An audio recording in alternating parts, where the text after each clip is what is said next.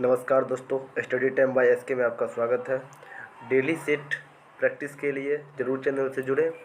आज हम देखेंगे इरिटेरिया का सेट 2 जो 50 क्वेश्चन का होगा। पहला क्वेश्चन है, निम्न में से कौन सा मूल अधिकार केवल भारतीय नागरिक को प्राप्त है?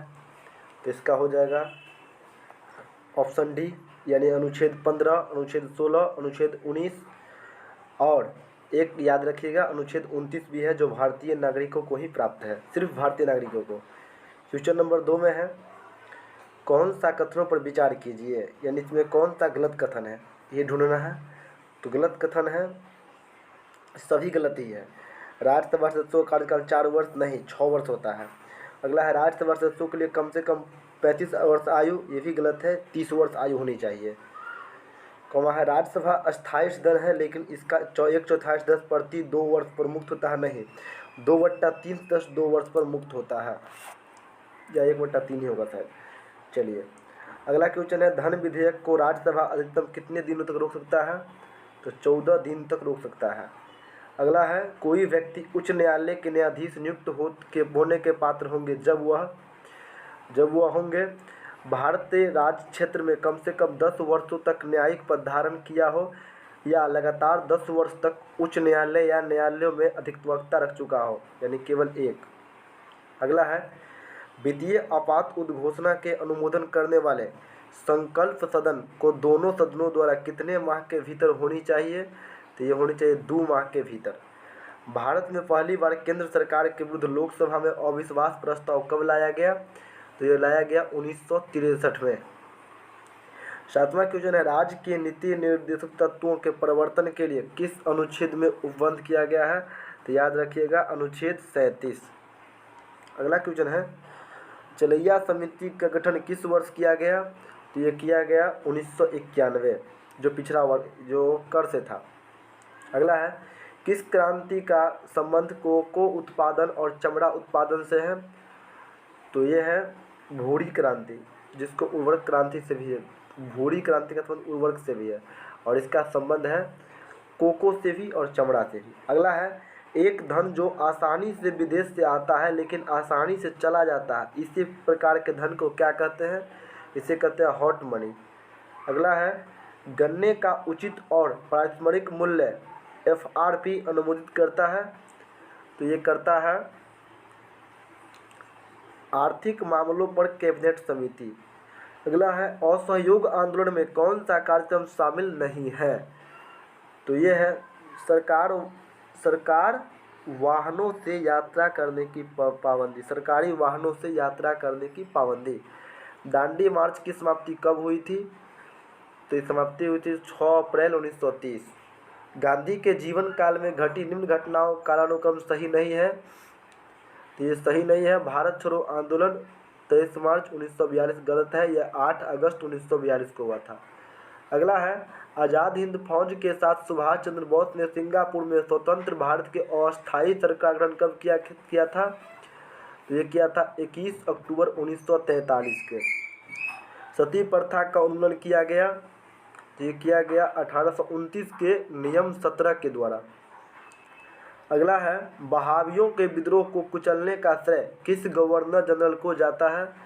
तो ये जाता है लॉर्ड एल्गिन प्रथम को, लॉर्ड एल्गिन प्रथम को। अगला है, त्रिपक्षीय संघर्ष में कौन सा राजवंश शामिल नहीं था? तो इसमें पाल प्रतिहार राष्ट्रकूट संबंधित था जबकि पल्लव संबंधित नहीं था। 19 नंबर क्वेश्चन है, सिंधु घाटी सभ्यता के अंतर्गत शवों को दफनाने और के अवशेष मिले, इस शवों के सिर किस दिशा में रखे जाते थे? तो ये रखे जाते थे उत्तर दिशा में। अगला क्वेश्चन है, किस बौद्ध संगति में बौद्ध धर्म के 2 संप्रदाय में विभक्त हो गया था? तो ये हुआ था चतुर्थ बौद्ध संगति में। अगला है, महावीर स्वामी को किस नदी के तट पर कैवल्य की प्राप्ति हुई थी? तो ये हुई थी रिजुपालिका नदी के किनारे, जबकि बुद्ध अगर पूछे तो निरंजना या फल्गु नदी के किनारे। अगला है, आजीवक संप्रदाय के संस्थापक कौन है? आजीवक संप्रदाय के संस्थापक है मौखलीपुत्र तीस।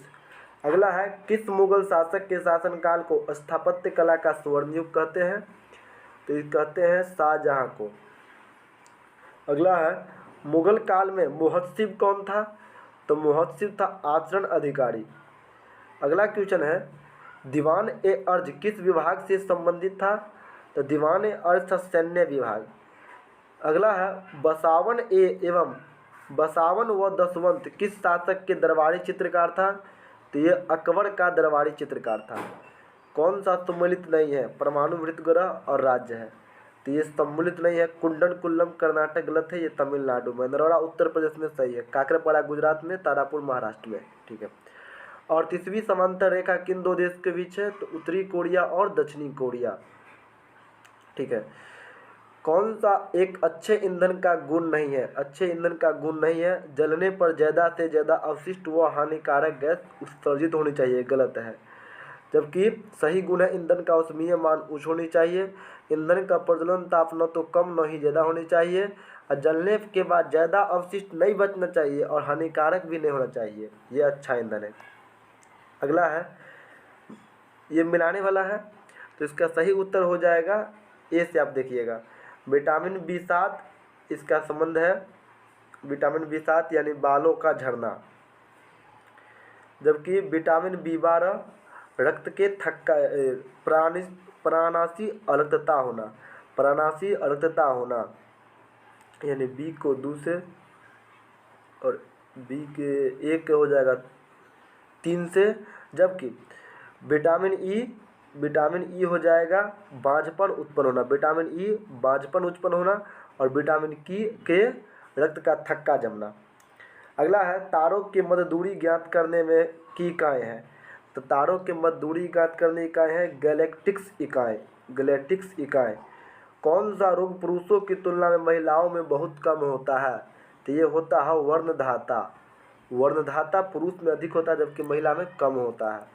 अगला हीमोग्लोबिन लाल रक्त कोशिका के अंदर का एक प्रोटीन है और यह निम्न में से किसका वहन करता है? तो ये वहन करता है ऑक्सीजन का। अगला है किस पदार्थ को एक अवस्था से दूसरी अवस्था में बिना तापमान में बदलाव के परिवर्तन होने के लिए आवश्यक ऊष्मा की मात्रा है? तो यह गुप्त ऊष्मा। निम्नलिखित कोशिका अंगों में से किस में न्यूक्लिक अम्ल नहीं पाया जाता? न्यूक्लिक अम्ल नहीं पाया जाता है, तो यह जीव द्रव्य। अगला है कौन विटामिन ए का अच्छा स्रोत नहीं है? विटामिन ए का अच्छा स्रोत नहीं है, तो यह है जंतुओं के यकृत एवं गुर्दे, जंतुओं के यकृत एवं गुर्दे। अगला क्वेश्चन फिर मिलाने वाला है, तो इसका हो जाएगा 37 के यानी बी। प्रतिरोध का मात्रक ओम, विद्युत प्रवाह का एम्पियर, बल का न्यूटन और पावर का वाट। धातुओं में सबसे कम घनत्व वाला कौन सा है? तो धातुओं में सबसे कम घनत्व है लिथियम का।